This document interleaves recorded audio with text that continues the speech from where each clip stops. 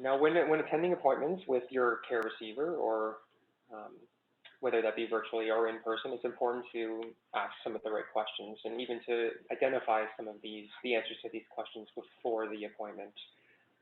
You might be wondering who is part of the care team. Here at our center, we have all different disciplines that work side by side, including our doctors, nurses, dietitians, social workers, other support staff. The care team may also be comprised of physiotherapists, occupational therapists, and other community partners, such as our LIN care coordinators, and as well as our social service agencies. So it's important to identify who makes up that care team. Who is it that we are going to be meeting with, and who is responsible for what?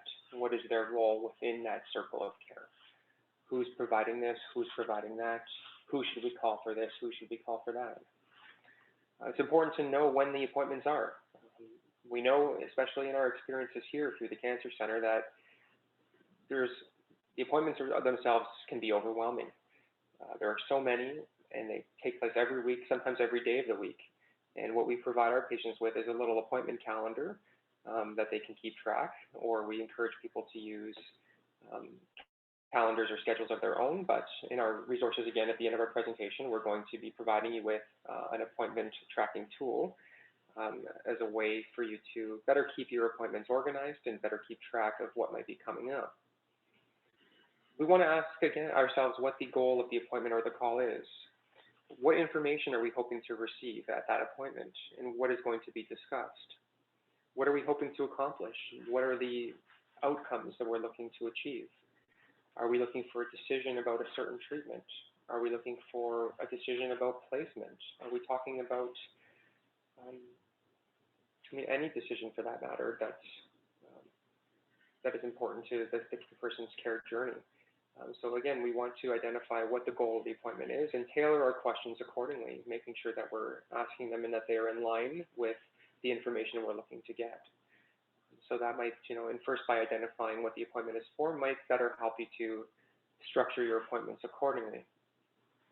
And again, you want to write down these questions before and potentially appoint a note taker to take the notes during the appointment.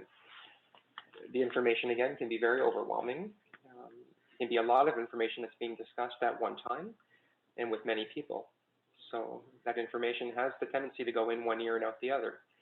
By having a note taker, we can make sure that more of that information is captured, and at least there is something that you can refer back to if you're ever wondering what was talked about.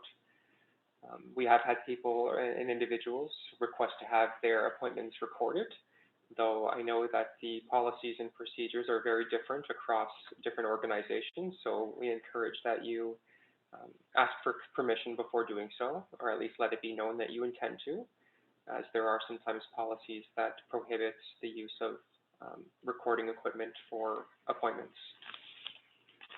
If you find that at the end of that appointment there is still information that's not clear, you always have the right to ask for follow-up, or in our case, what we call them talk appointments, which are appointments that are created for the sake of just sharing or reviewing information.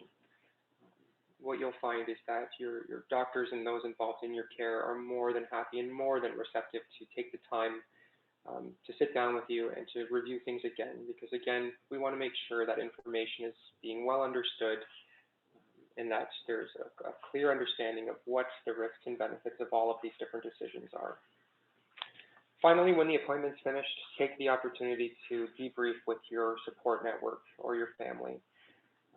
Make a point of setting up a follow-up group meeting, a group text, or some form of some kind. I've seen some create different groups on social media where they can provide updates that can be viewed by anyone who's a member of that group.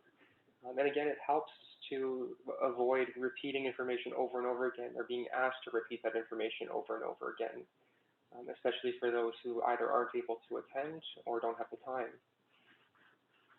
So just a couple little tips of how you can come prepared to appointments with your care receiver.